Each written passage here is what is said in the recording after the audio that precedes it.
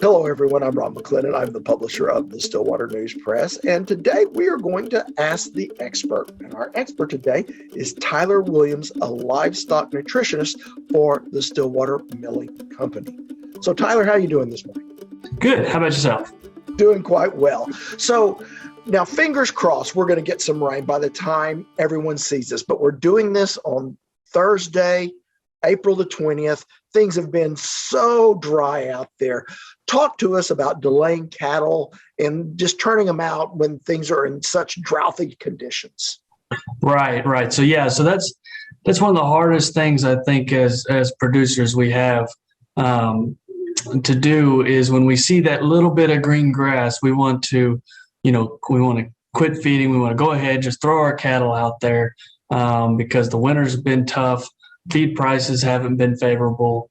So we really just want to get them out there and kind of take the pressure off. But I would say ultimately delaying just a little bit longer, and the reasons being is we want that grass to develop root depth, right? We want that grass to have a chance to survive, because when we put the cattle on there, it's going to go under a grazing stress, right? So we have, like you said, we have been battling some drought stress. When we put cattle on fresh grass, we're going to have added grazing stress. So we want that grass to have the best possibilities so we can have the most production throughout the summer. So when we do, when we're feeding that, continuing to feed will help allow the root depth to have a chance to put more tillers on top. Also, that fresh grass, although it has high value nutrients, it's got a lot of protein in it and that sort of thing. It's also got quite a bit of moisture in it. It's got a lot of water in it.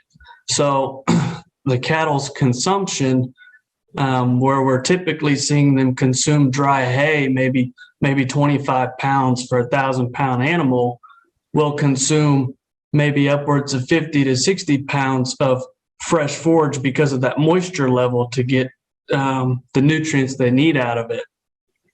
So if that grass hasn't had the opportunity to become plentiful in the pasture, we may be underfeeding our cattle, and they're going to start losing weight because there's not enough grass quite ready for them.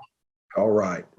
Now, you mentioned the summer, and here in Oklahoma, the summer often means flies. So do you have any advice how to try to control those this summer? Yeah. So a lot of times with the fly control, I'll hear a lot of questions. Well, it's June now, and I see flies, and so I started feeding it, but I had no luck. Well, the way that the insect growth regulators work in fly control with mineral, it works in the manure where the larva is laid, and it keeps the larva from becoming mature flies. So it has to pass through the animal into the larva. Well, we need to get ahead of that. So if we're seeing mature flies, then we're not going to be able to control the population of the mature flies. We need to control it beforehand. So now, before flies are really starting to amp up, is the time to start feeding the fly control mineral so that we can get ahead of the ball game in controlling the populations. Okay, so we should start feeding those fly control minerals right now? Right now would be a good time to start before we start seeing heavy populations of the mature flies. Talk to me about the benefits of providing a high magnesium mineral to cattle that are out on some green pastures. Yeah, so oftentimes when we're coming from the winter, they've been on dry hay. We've been feeding them maybe some cubes. A lot of times the byproducts that are going into the cubes from the grain industry are high in potassium, and potassium and magnesium in the animal, they interact. And so they could have a negative effect on magnesium absorption from having a high level of potassium combined in there. So usually when we're feeding the cubes, we have some magnesium in there. But when we turn them out on a lush green grass, the lush green grass lacks that of magnesium.